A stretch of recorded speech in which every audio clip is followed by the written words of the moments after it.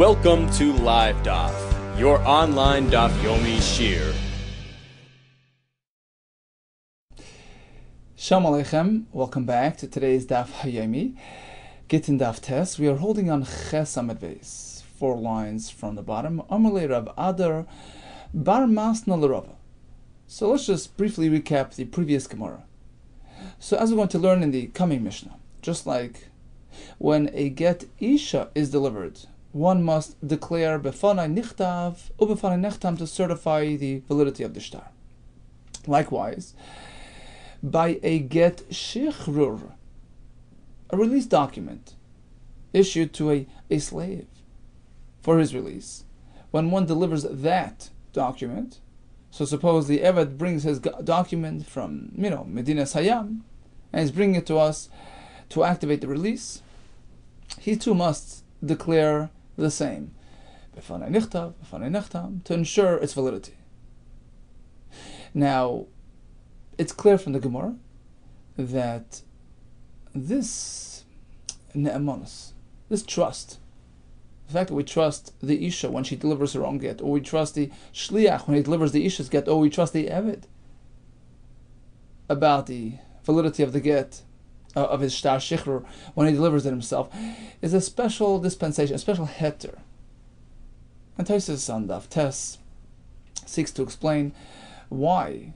Why do we allow for this trust? This is an exception. This is an Eved, one person on his own. So he says, just like by the Isha, the Gemara in Daf Beis tells us there is an igun concept. We don't want it to leave her stranded. So we trust the single aid. Likewise, by an Eved, who wants to be set free. He wants to do mitzvahs. He wants to marry Bas Yisrael. That too presents an igun concern, and we allow for him to be trusted when he says B'fanei Nichtav, B'fanei Nechtam. But that only pertains to his own personal rights, so to speak. So pertaining to his release, we trust him. Because that pertains to himself. But suppose he brings a document written by his former master in which he is giving him everything away. All his possessions, including the Eved himself, allowing him to regain his independence. What happens then? So we had 2 examples. In the first case, the shtar has a text as follows: Atzmacha, yourself, unachasai, and my possessions are given to you. In this case, it's pretty clear.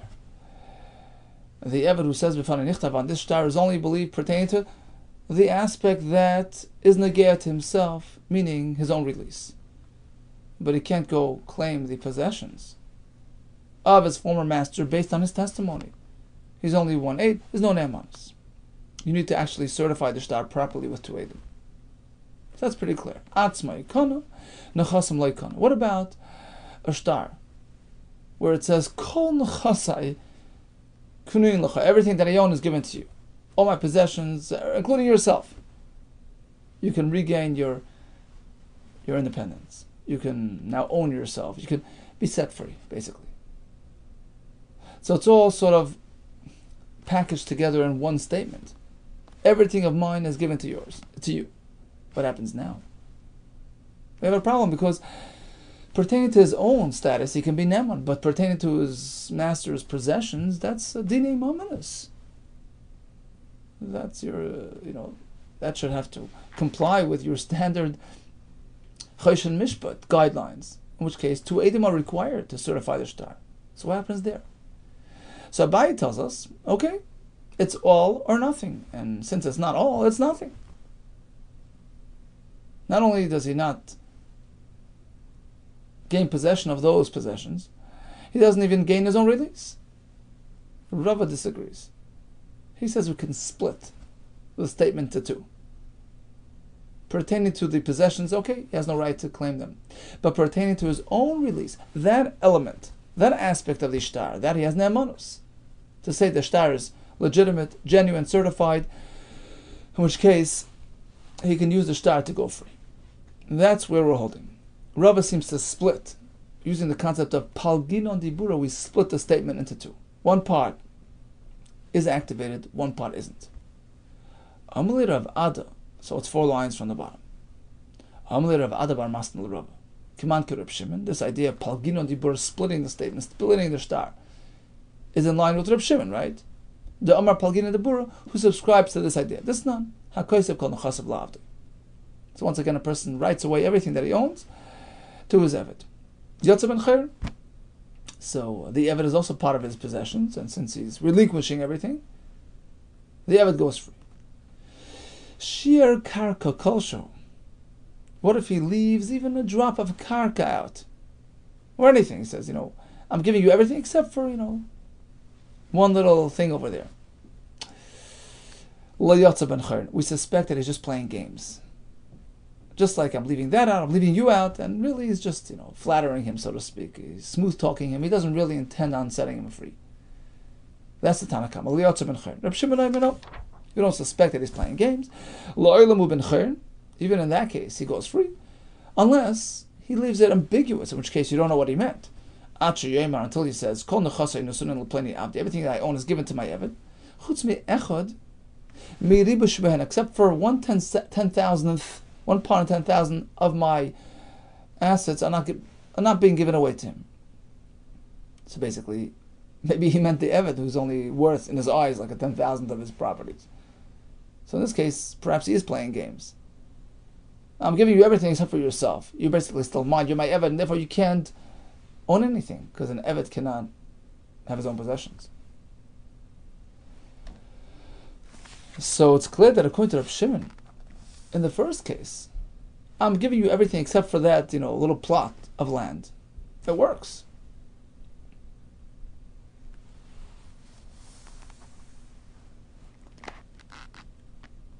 Or even if he says, I'm giving you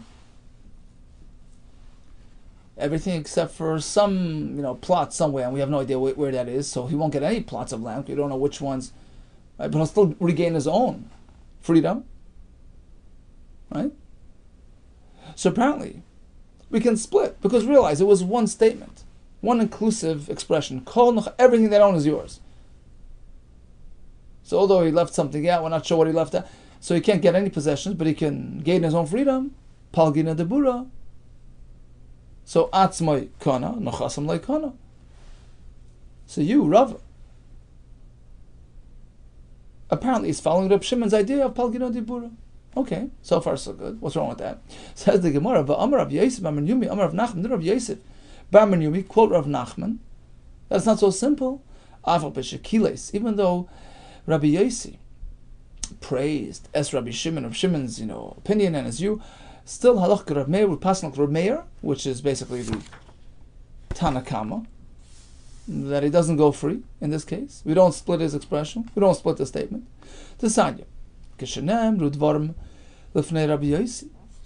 When Reb Shimon's opinion was presented to Rabbi Yossi, he really praised him. He applied to him this pasuk and Mishlei. Wow, beautiful. Sfasayim, Yishak, Meishiv, Dvarim, Nechaychim. He's deserving of a kiss. One who presents such beautiful, clear words. That's Rashi's translation. Tosfos learns, so Sayim Yishak means clasping of one's lips, meaning when you hear such beautiful things, you do nothing but remain silent in appreciation. So basically, he appreciated it, but he's still paskin like Reb Meir. And apparently, what he meant to say is, we don't split things. We don't splice expressions and stories. Really? Umi Omar Rav Nachman Hachi. That's true that according to Rav Nachman, we don't say Palgino Dibur, we don't split expressions. Amar Rav Yosef Bar Yumi, Amar Rav Nachman. We have another quote from Rav Nachman pertaining to another similar situation, where half of it works, half doesn't, and Rav Nachman doesn't seem to have a problem with that. Shchiv Mara. We have a fellow on his deathbed who's giving away all his possessions to his Eved. Shchiv Mara Shakasav Kol Nechasav Lavdei. So he wrote away everything to his Eved. V'amad, and he recovered, Baruch Hashem. He's alive and well. He wants to go back on his gift, which was only given with the mindset that he'll pass away, right? Sort of an implicit, implied condition, right? Chayzer ben Chasim, So you can go back on the gift pertaining to the assets. You can have that back. But you can't retract the eved. Why? Why can he go back on the gift of the nechasim? Matnas shchimru, because he gave it as a shchimra gift, where it's understood that it only takes effect if in fact he dies. But he can't go back on setting the eved free, because he already acquired a name. He was titled. He was given a name Ben Chayrin, and Rashi and the Mepharshim explained he already got Kedushas Yisrael. It has sort of landed on him already, and you can't take that back. And this is Rav Nachman speaking, and he's splitting. This fellow gave it all away in one go, and we sort of activate one part and deactivate the other part. So how can you tell me that Rav Nachman was opposed to Rabbi Shimon's halacha in the previous case, who says Palgina Debura, when Rav Nachman himself seems to go with that sheet? Says the Gemara, Elo, you're right. Rav Nachman holds of Palgina Debura, as we see in the case of the Shchimura. And in our earlier case, way back when we had an Eved bringing a Shtar Shichra, in which the Shtar has this sort of total comprehensive gift, everything is given to you. In that case, we can split, and in line with Rava, the Befane Nichtav that the Eved is stating to us can help for his own release, but not for the acquisition of the Nechasim. We can say Palgina. One question remains: why didn't Rav Nachman agree with Reb Shimon in the Mishnah here? When this fellow wrote a shtar, I'm giving everything away to you, but leaves out, some properties.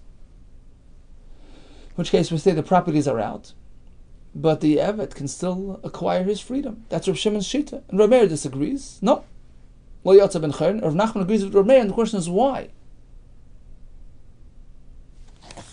Elamar Rav Ashi. It has nothing to do with Palginan. The reason why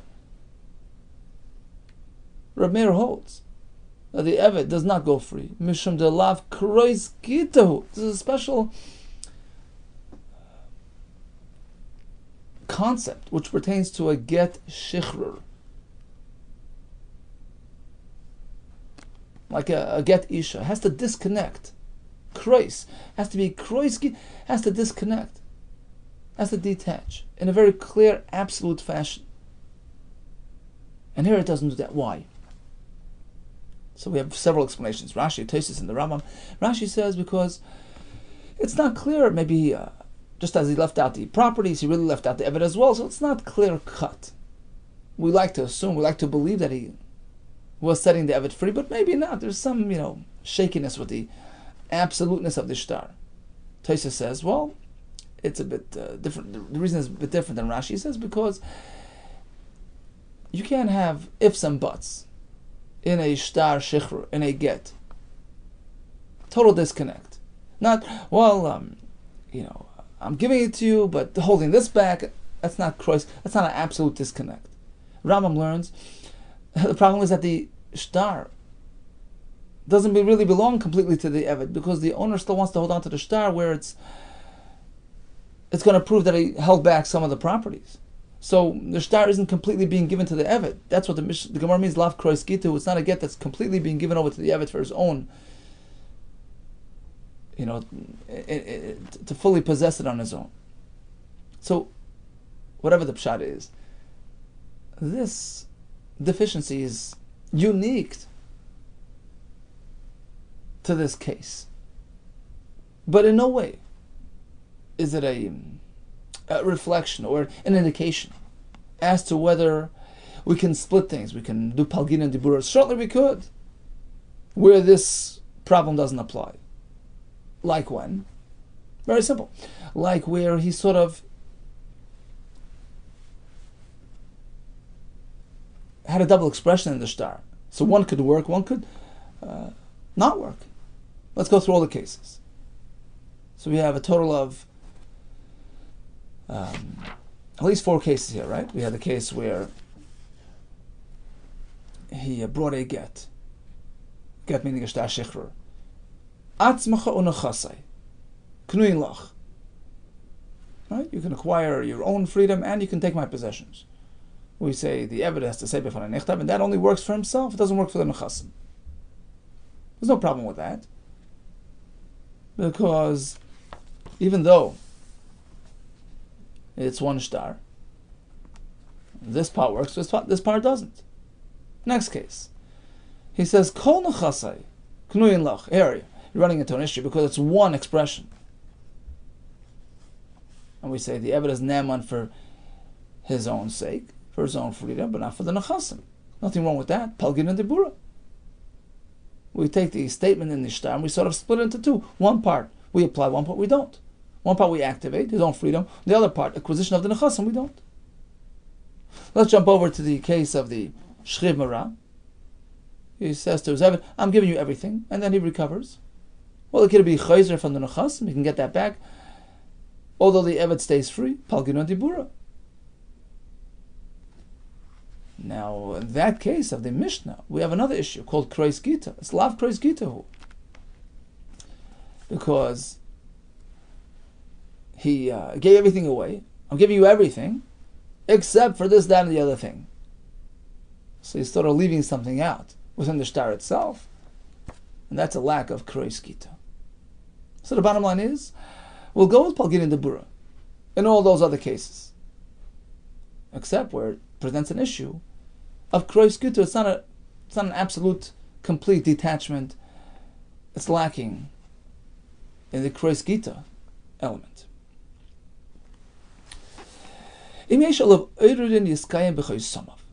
Back to the Mishnah Lav base. You bring a get within Eretz Yisrael. You don't need to say b'fanei nichtav. But let's say there are oiridin, challengers, those posing question marks on the validity of the get. No problem. Find certification. Find Adam to certify the chasimis. And then you're good to go. Now who is being ma'ar? Who's coming to challenge the get? Irer kama. How many? Ilam ir aror chad, there's one aid challenging the get. That doesn't work. You can't have challengers if it's less than shnayim. We have two people challenging the get. So what do? The antidote is get two other people to certify the get. Well, you're running into a collision, 2 against 2. Trey. Nino. What makes you rely on the new Adam? Rely on the challengers. Who's to say who we are meant to trust? Ella arar the Baal. Apparently, it's not one aid, it's not 2 Adam coming to challenge, it's the husband coming to make trouble, claiming to get us forward, is not kosher. And once we have kiyum from 2 Adam, he falls by the wayside. I maybe get dinas hayam. Person delivers a get from out of town. He's unable to make that declaration. What's second best? If you happen to have Adam signed on the shtar, so go ahead and certify the chasimos to certify the get.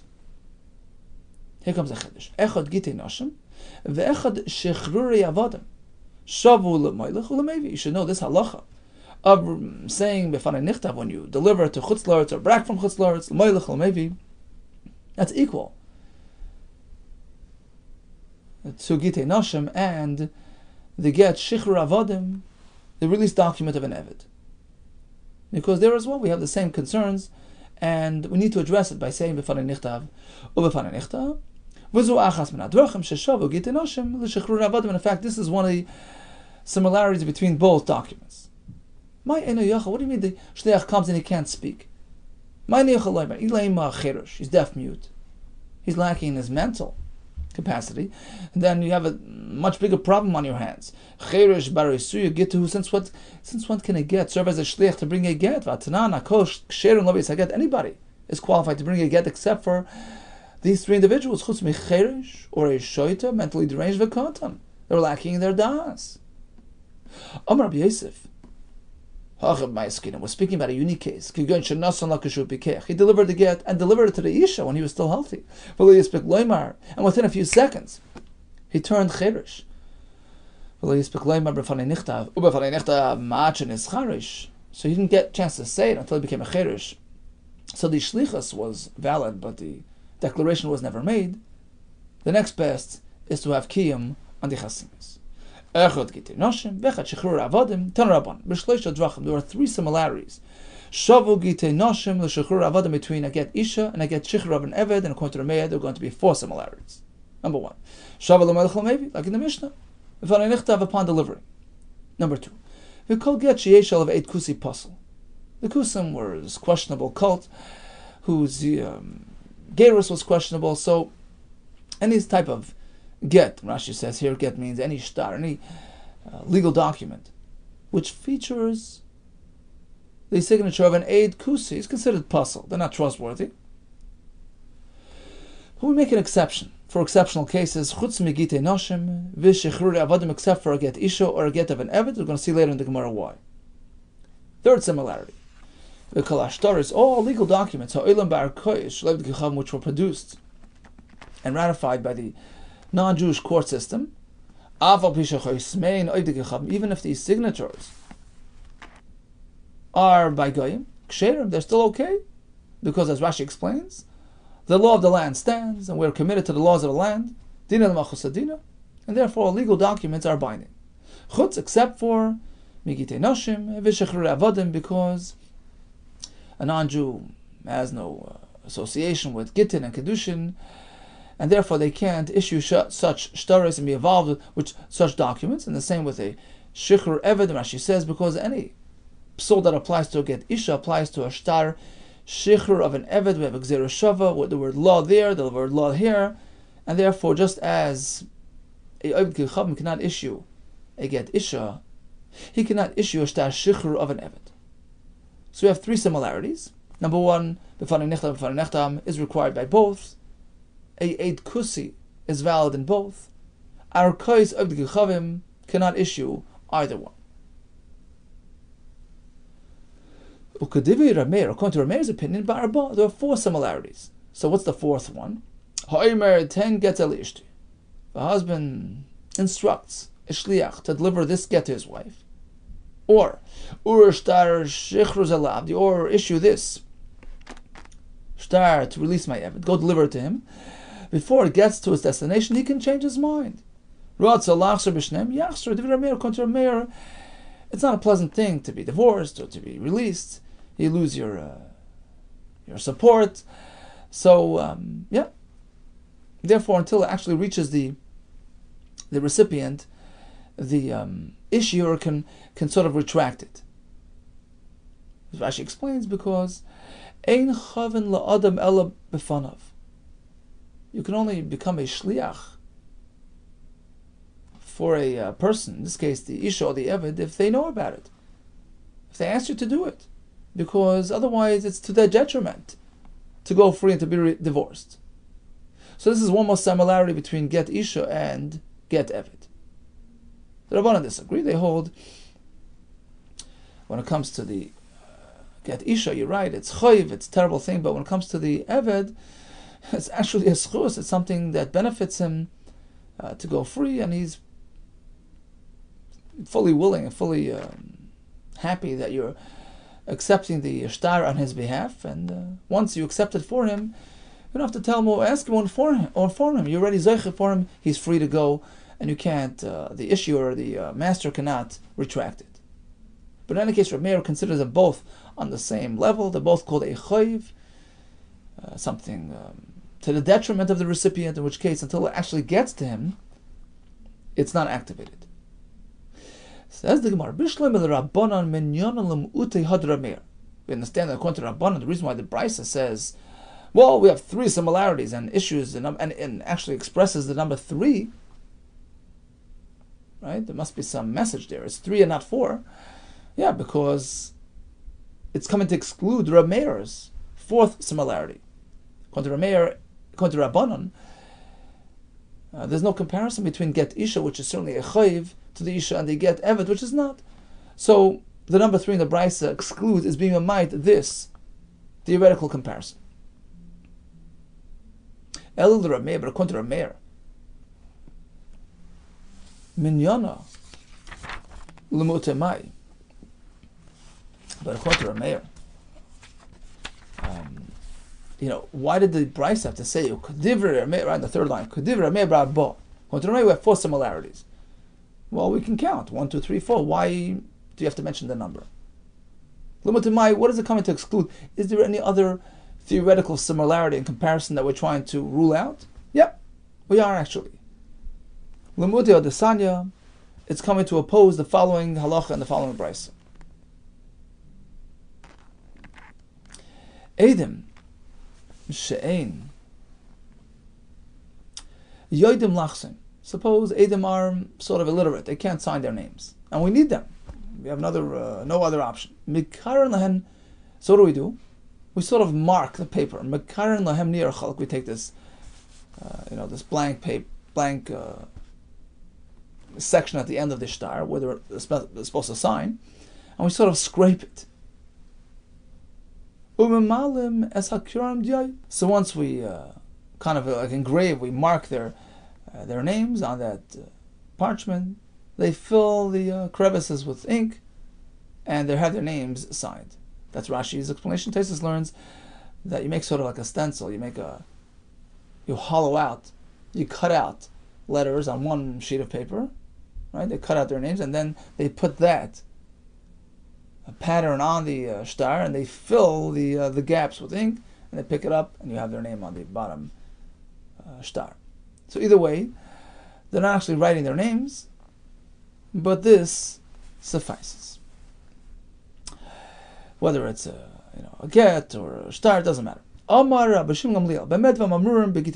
we allow this this unusual way of signing a name? That's only by the get isha. We're concerned about leaving the, maybe this is the only opportunity we have to write the get, and we don't want to leave her stranded. We don't want to risk that iguna factor. So therefore, we allow the Aiden to sign this way. But otherwise, either you learn how to read and write or don't sign any shtaris. Aval shechrurei avodah, when it comes to the shichrur of an eved or other documents or sharkal shtaris. Im yoyden likros v'lachtem chaismin. If they ever know how to read and write, go ahead and join. Otherwise, in chaismin, they cannot sign this way. So, bottom line, according to Rabban Shimon Gamliel, with respect to this halacha, we don't compare get isha to shechrurei avodim, and that's what the brisa, the earlier brisa, alluded to when it said, well, according to Rameir, it's only 4 comparisons, but not 5, because when it comes to this pseudo signing, it only applies to get isha because of the igun concern. Perhaps the husband will skip town, or never have a chance to write the get again, so we allow for it. But otherwise, for instance, by the shechrurei avodim, we don't. Now, the brisa mentioned, if they know how to read and write, then fine. Otherwise, don't be involved. Kriya mandachar shemei, who even mentioned that these Eidim cannot read. We spoke about them not being able to sign, but nothing to do with reading.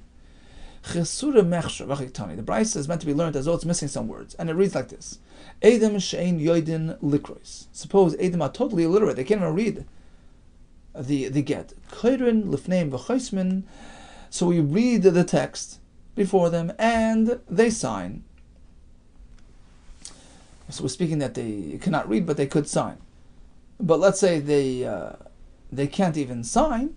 We do that arrangement. We scrape the thing for them, and we allow them to sign that way.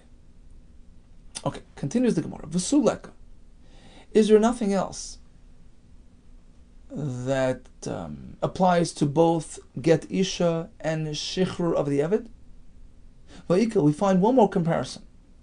Ha'omer tnu get zel ishti, ushtar shichrur zel avi. A fellow gets up and announces. He says, take this get and give it to my wife. Take this shtar and give it to my eved. Umeis, and he passes away before it was actually delivered. Lo yitnu lachar misa. You can't deliver it after his passing. You know why? Because he's the one issuing the get, and if he's not around, that's it. It deactivates, it cancels the whole process.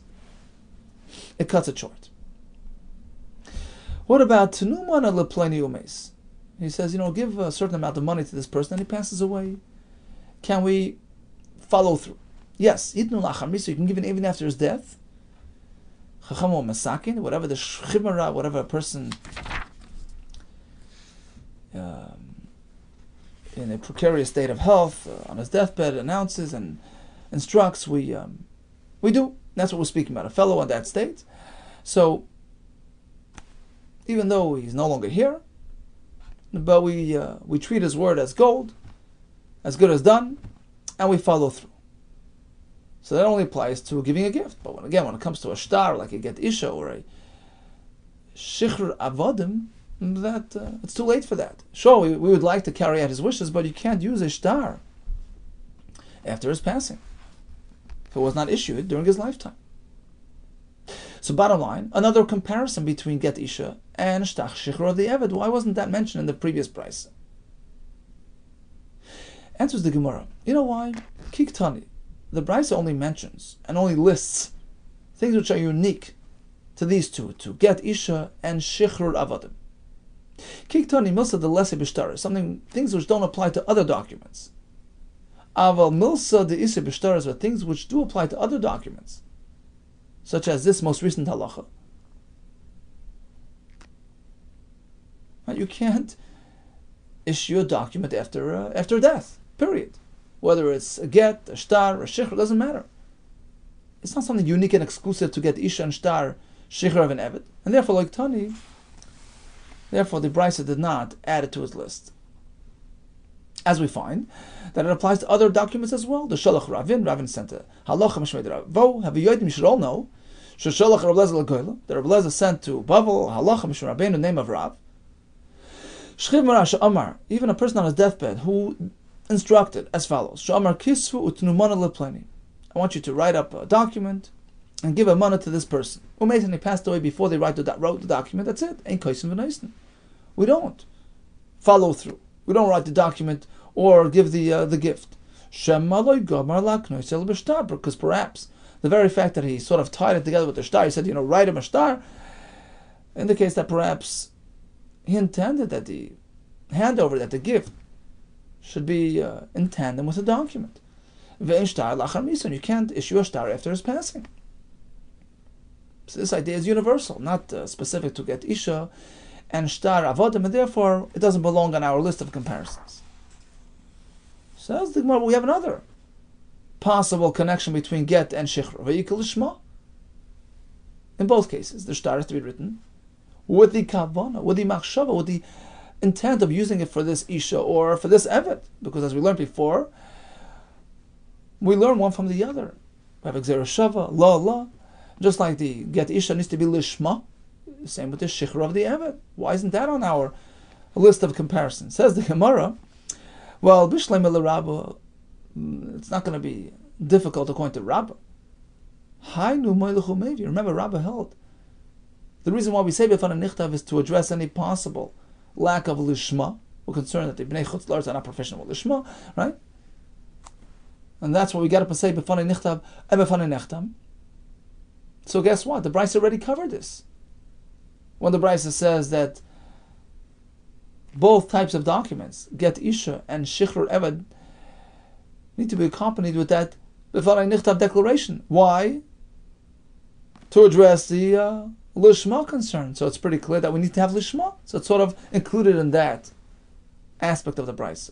Ela l'Rava kasha, but according to Rava,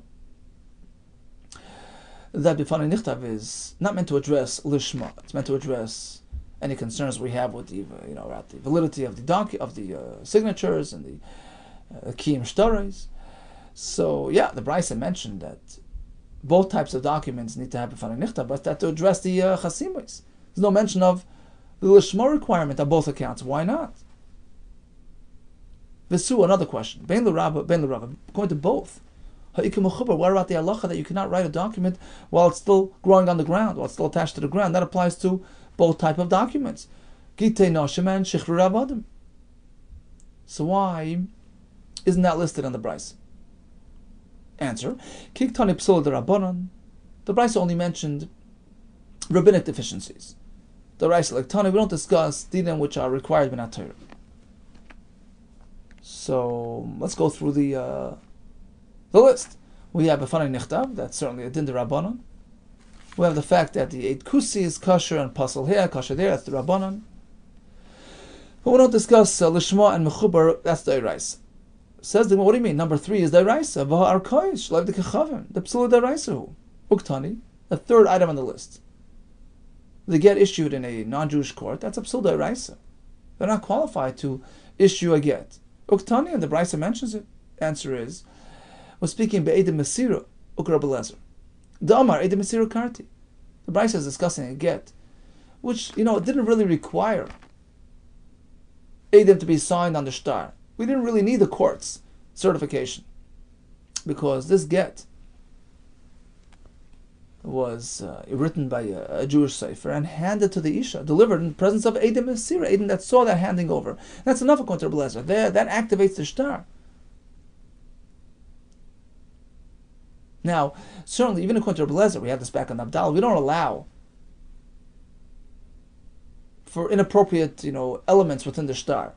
Even though you don't need the Eid Chasim, but you can't have somebody signing in the get, relative or apostle, in this case, the Avdi Kechavim.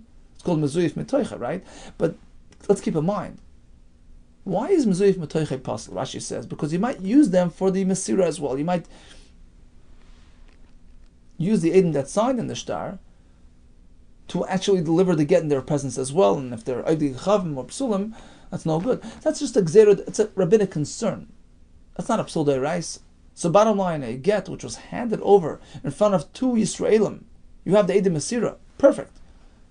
The fact that the get was signed in a non-Jewish court, that doesn't really affect it min haTorah, it's only midrabanan. And that's why it belongs on our list of Dinei d'Rabbanan. Says the Gemara, how can you say we're speaking that there were Eidim Mesira present? V'amegdatani seifa. Rab Shimon Omer. But, if you take a look at the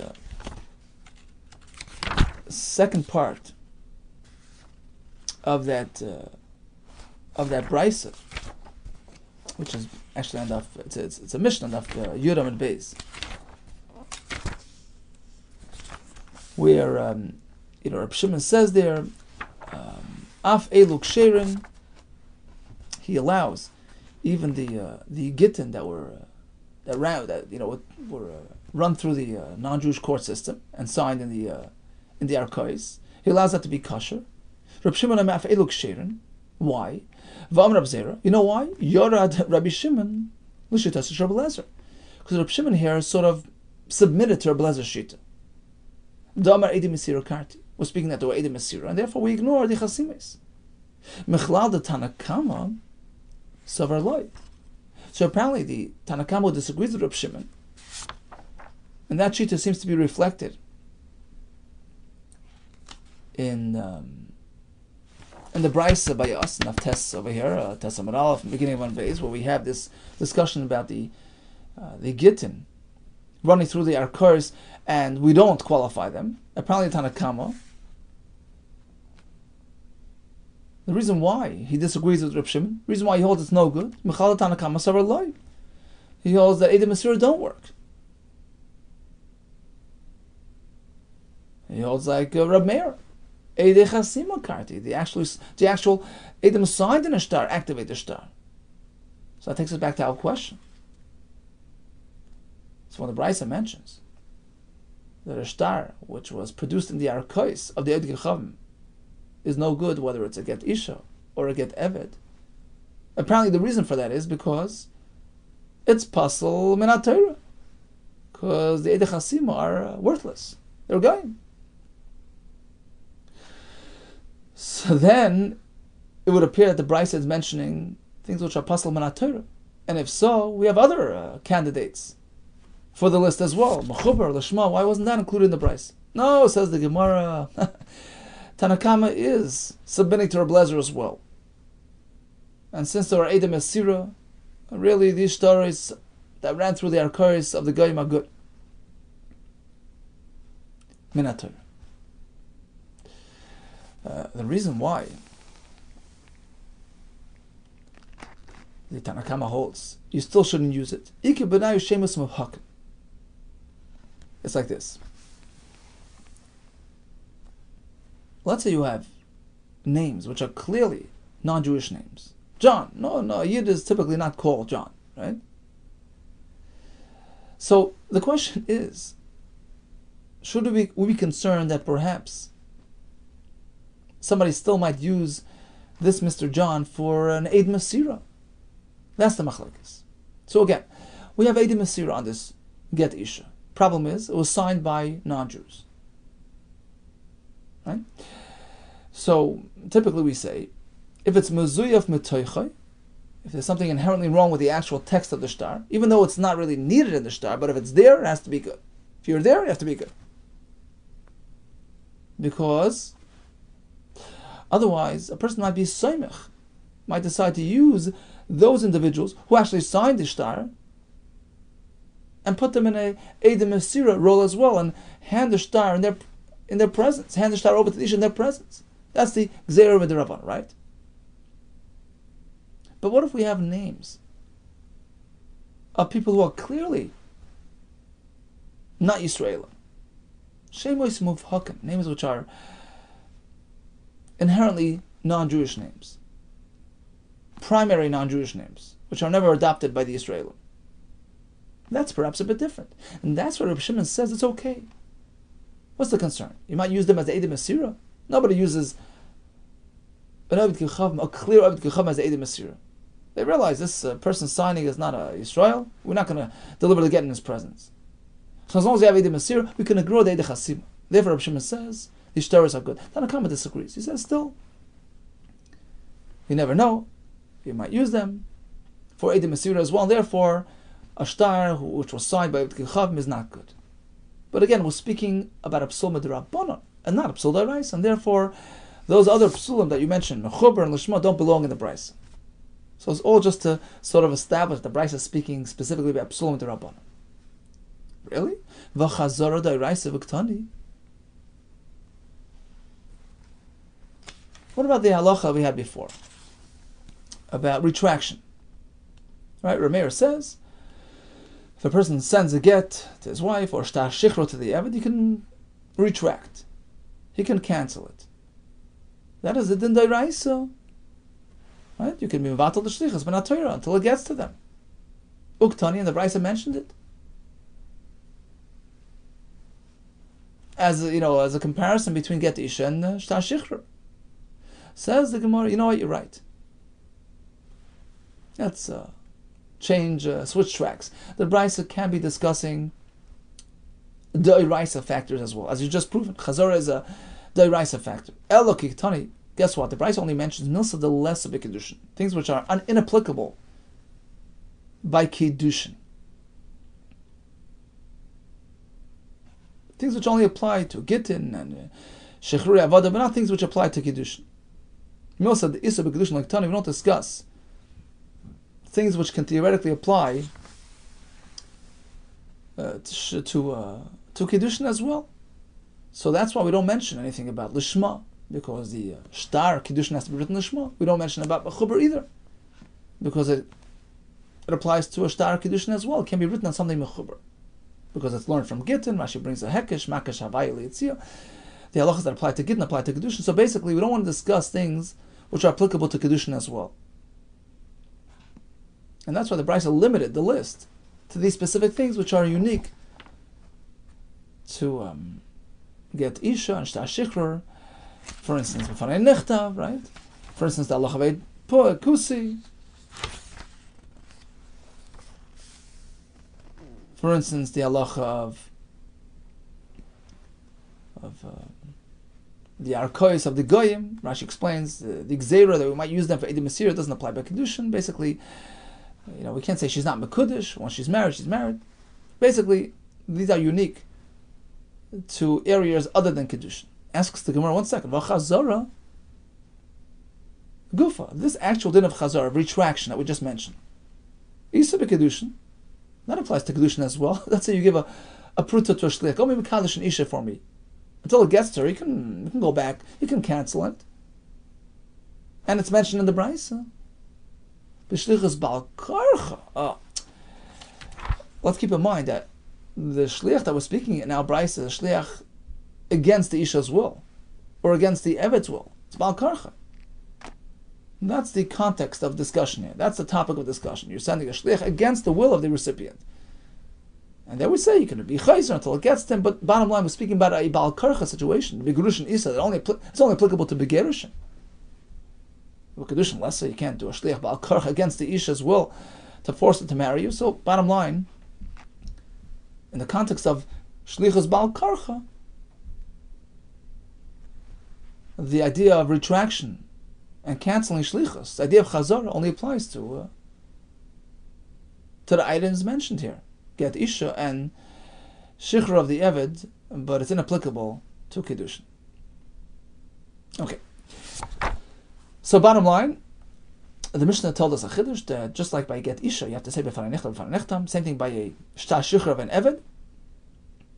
And we had a brisa with 3 comparisons, and according to Rabbi Meir, 4 comparisons between the 2 types of shtaros. And we had a whole bunch of questions, why we don't add this and that and the other thing. We came out with a clear formula. Why, the brisa only listed those connections between get isha and shichra of the eved. Okay, before we conclude, let's go back to the first part of the Gemara as well. We discussed the idea of palgina and dibura. So now we saw the Mishnah, we will better understand the first halacha, because we now know that an eved will have to say b'fanei nechtam when he brings his own shtar shichra. But that's a special heter. And Tosfos explains, it's like a iguna of the isha. We don't want to leave him stranded. We want to allow him to become a regular Yisrael, to do mitzvahs, so we trust him, but only pertain to his own release. But let's say he brings a shtar in which it's stated that he gets everything. All the master's asset, everything goes to him. Well, he can only trust the eved for his own personal release, but not for the other nechasim. And therefore, according to Rava, we'll have to split. Using the idea called palgin and dibura, we split the statement. We split the shtar. One part is applied and is activated, and the other part stays put. All the best to you, and Hatzlacha Rabbah.